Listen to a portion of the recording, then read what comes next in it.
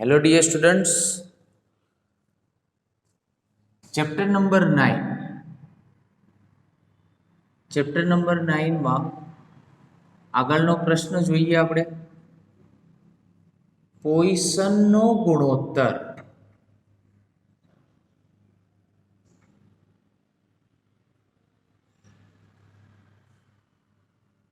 પોઈસનનો ગુણોત્તર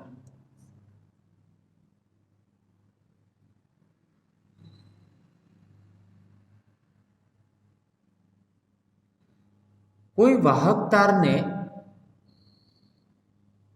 જ્યારે પણ કોઈ દ્રઢ આધાર સાથે લટકાવવામાં આવે અને એના છેડે કોઈ પણ વજન જ્યારે લટકાવવામાં આવે, અહીંયા વજન છે weight W is equal to આપણે કના સ્વરૂપમાં લઈએ છીએ? mgના સ્વરૂપમાં। તો આ તારની વ્યાસ અથવા ત્રિજ્યામાં શું થાય? ઘટાડો થાય, બરાબર। તો લખીએ કે જ્યારે કોઈ તાર સાથે વજન લટકાવવામાં આવે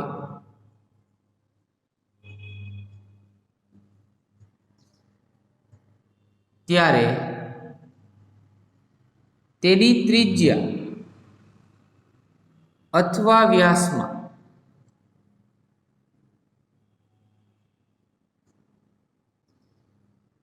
બરાબર ઘટાડો થાય છે। તો આ ઘટાડાને અનુસંધાને આ ગુણોત્તર આપવામાં આવે છે, બરાબર। તો આ બળ માટે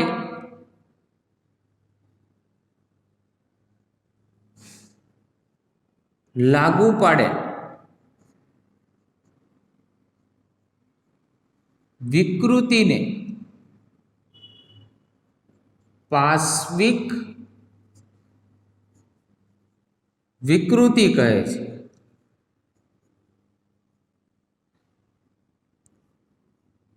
આ વિકૃતિનું નામ શું છે? આ બળને અનુસંધાને જે વિકૃતિ આવે છે એ વિકૃતિનું નામ છે પાર્શ્વિક વિકૃતિ। એટલે કેમાં ફેરફાર થાય? યા તો એની ત્રિજ્યામાં યા તો એની વ્યાસમાં, બરાબર, એમાં ફેરફાર થાય। અહીંયા એકચ્યુઅલમાં આપણે નીચેની સાઈડ ખેંચીએ છીએ એટલે એની વ્યાસ કાં તો ત્રિજ્યાની અંદર શું થાય? તમને ઘટાડો જોવા મળે, બરાબર। તો એવું કહી શકાય કે જે આ પાર્શ્વિક વિકૃતિ તમને જોવા મળે છે એ તેની સંગત વિકૃતિના સમપ્રમાણમાં હોય છે, બરાબર। તો પોઈઝનનો જે ગુણોત્તર છે, બરાબર, એની અંદર પાર્શ્વિક વિકૃતિ એ સંગત વિકૃતિ ના સમપ્રમાણમાં હોય છે। માટે પોઈસનનો ગુણોત્તર બરાબર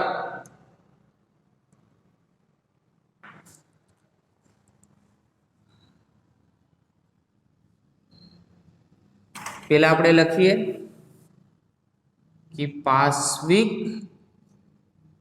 विकृति ए समप्रमाण होय छे संगत विकृति ने, माटे पोइसननो गुणोत्तर बराबर आ पार्श्विक विकृति छेदमा संगत विकृति है के नहीं? बराबर, એને પોઈસનનો ગુણોત્તર કહેવામાં આવે છે।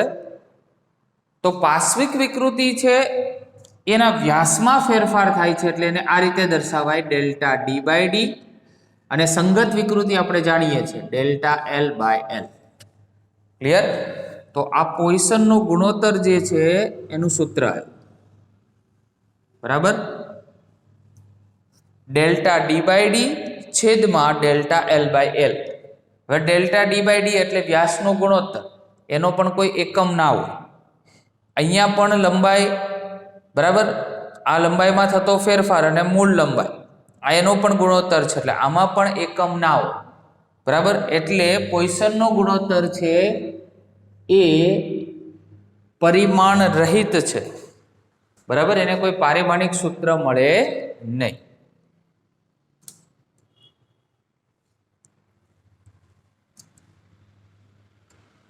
તો લખી શકાય પોઈસનનો ગુણોત્તર પરિમાણ રહિત છે, તેને કોઈ પારિમાણિક સૂત્ર હોય નહીં. ચલો આગળની થિયરી જોઈએ.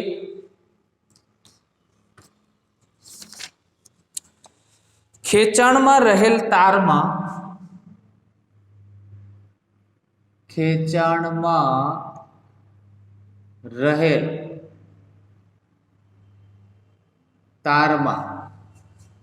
સ્થિતિ સ્થાપકીય સ્થિતિ ઊર્જા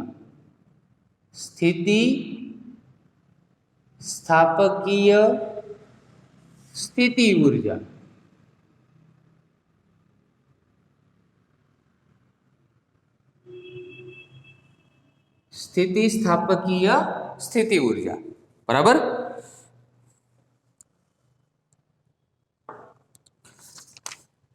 હવે આ જ આકૃતિને જો આપણે લઈએ તો જો તાર સાથે કોઈ વજન તમે લટકાવો તો એની લંબાઈમાં પણ થોડો ફેરફાર થાય, બરાબર. તો ફર્સ્ટ પોઈન્ટ લખીએ કે જો તાર સાથે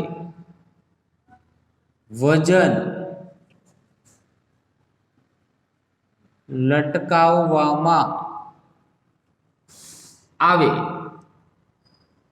તો તેની લંબાઈમાં ફેરફાર થાય છે, બરાબર. હવે લંબાઈમાં ફેરફાર થાય તો એને અનુસંધાને આપણે યંગ મોડ્યુલસ લેવું હોય તો યંગ મોડ્યુલસનું સૂત્ર આપણે જાણીએ છીએ કે y is equal to f by a અને છેદમાં ડેલ્ટા l બાય l હતું. અહીંયા l બાય શું લખી શકાય? Delta l. ક્લિયર?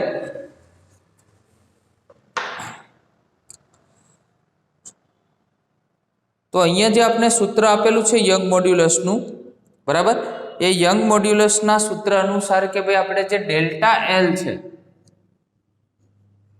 એને આપણે સ્મોલ l કહીએ.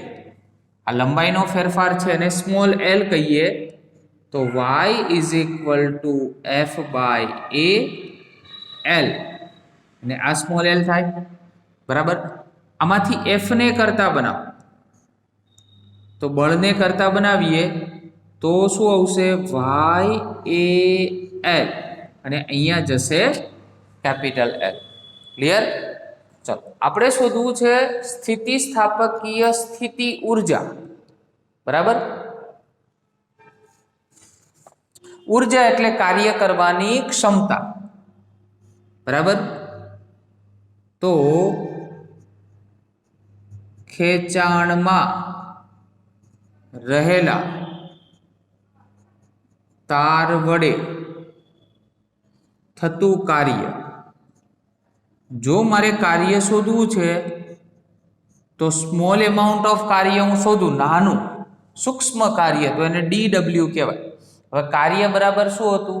તો બળ ગુણ્યા સ્થાનાંતર. તો આ બળ અને સ્થાનાંતરને હું ડેલ્ટા L ના સ્વરૂપમાં લઉં છું, કારણ કે આપણી બળ અહીંયા શું છે? લંબાઈમાં ફેરફાર થાય છે એટલા માટે. તો કાર્ય બરાબર બળ ગુણ્યા સ્થાનાંતર. ક્યાંથી ક્યાં સુધીનું કાર્ય? તો કે ભાઈ 0 થી L સુધીનું ટોટલ મારે કાર્ય શોધવું છે. હવે F નું સૂત્ર તમારી જોડે છે, માટે DW બરાબર 0 થી L. F ની જગ્યાએ શું થશે? તો y a l અને L અને અહીંયા શું થયું આપણી જોડે? DL, બરાબર. હવે આ સંકલન આપણે કરીએ છીએ એનો મતલબ કુલ કાર્ય મળે છે. તો y a અને કેપિટલ L આ ત્રણેય શું છે? અચળ છે. તો y a અને L એમાં કોઈ ફેરફાર થતો નથી એટલે એને સંકલનમાં બહાર નીકાળીશું, બરાબર. ચલો તો આગળનું સ્ટેપ લખીએ. હવે dw માટે dw બરાબર y a અને l 0 to l અહીંયા થઈ જશે l into dl. હવે સંકલનમાં ખબર છે આ ઘાત 1 હોય તો જ્યારે પણ સંકલન કરીએ એટલે કે અહીંયા પણ આ બાજુ બી સંકલન લગાવી દઈએ તો dw છે એનું શું થઈ જશે કુલ કાર્ય w y a અને છેદમાં l સંકલનમાં એક ઘાત વધે અને વધેલી ઘાત નીચે આવે. ચલો 0 થી l જ આવશે. આ શું થયું y a l પહેલા કઈ લિમિટ મૂકીશું અપર લિમિટ એટલે l ની જગ્યાએ l મૂકો તો આ તો l²/2 જ રહે. અહીંયા 0 મૂકીએ તો આ 0 થઈ જાય માટે w બરાબર y a l અને l²/2 થયું. બરાબર.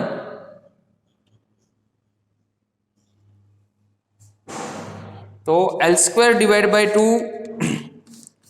હવે ફરીથી આપણી જોડે જે l છે એની જગ્યાએ જે આપણે ધાર્યું હતું બરાબર કે સ્મોલ l ની જગ્યાએ ડેલ્ટા l તો સ્મોલ l એની જગ્યાએ ડેલ્ટા l. ચલો તો 1/2 બાર y a l small l ની જગ્યાએ ડેલ્ટા l એટલે ડેલ્ટા l નો શું થશે સ્ક્વેર. બરાબર.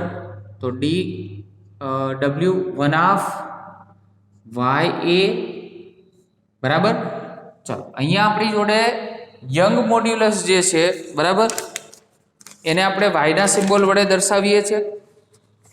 હવે ડેલ્ટા l ને અને છેદમાં l નો જો મારે વર્ગ કરવો હોય બરાબર તો કઈ રીતે કરી શકાય તો હું અહીંયા l વડે ભાગું છું તો અહીંયા l વડે શું કરવા પડે આપણી જોડે ગુણવા પડે. બરાબર. અહીંયા l વડે આપણે એક ભાગ્યા તો l વડે શું કરવા પડે ગુણવા પડે. બરાબર. માટે અહીંયા ડેલ્ટા l નો સ્ક્વેર થશે અને એક વધારાના l આવશે તો w = 1/2 આ y બધાને હવે છૂટા પાડીએ છીએ અને આ રીતે લખી શકાય ડેલ્ટા l છેદમાં l નો સ્ક્વેર. આ બંનેને જોઈન કર્યા તો અહીંયા સાઈડમાં શું રહ્યું બાકી આપણી જોડે હવે a અને l એ સાઈડમાં રહે. બરાબર. તો w બરાબર 1/2 આને તો y એટલે શું કહેવાય યંગ મોડ્યુલસ. હવે યાદ કરો ડેલ્ટા l/l ને આપણે શું કહેતા હતા વિકૃતિ તો આ થયો વિકૃતિનો વર્ગ અને આ ક્ષેત્રફળ ગુણ્યા લંબાઈ એટલે શું થયું કદ. તો ખેંચાણમાં રહેલો જો તાર હોય તો એના વડે આટલું કાર્ય થાય 1/2 યંગ મોડ્યુલસ વિકૃતિનો વર્ગ અને ગુણ્યા કદ જેટલું તમને કાર્ય મળે. બરાબર. પણ યંગ મોડ્યુલસ છે એમાં આપણે જાણીએ છીએ બીજું સૂત્ર આના પરથી બનાવવું હોય તો યંગ મોડ્યુલસ બરાબર શું થાય તો પ્રતિબળ છેદમાં વિકૃતિ. યાદ કરો યંગ મોડ્યુલસનું સૂત્ર આપણે ભણાવેલું કે પ્રતિબળ અને અહીંયા થાય આપણી જોડે વિકૃતિ તો અહીંયા શું બનશે વિકૃતિનો વર્ગ અને ગુણ્યા કદ એટલે એક વિકૃતિ અહીંયા કેન્સલ થાય માટે w = 1/2 પ્રતિબળ વિકૃતિ અને ગુણ્યા કદ. બરાબર. અને સ્થિતિસ્થાપક ઉર્જા જે છે એને તમે u વડે પણ દર્શાવી શકો. બરાબર. તો 1/2 પ્રતિબળ એટલે સિગ્મા વિકૃતિ એટલે એપ્સિલોન.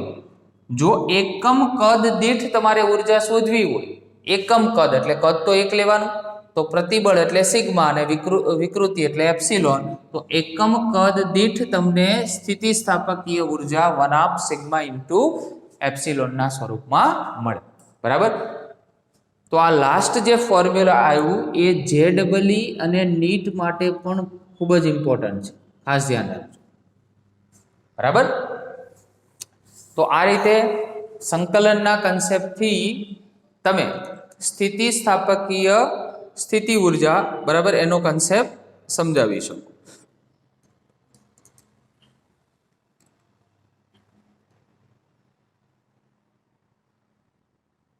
કે થેન્ક યુ વેરી મચ.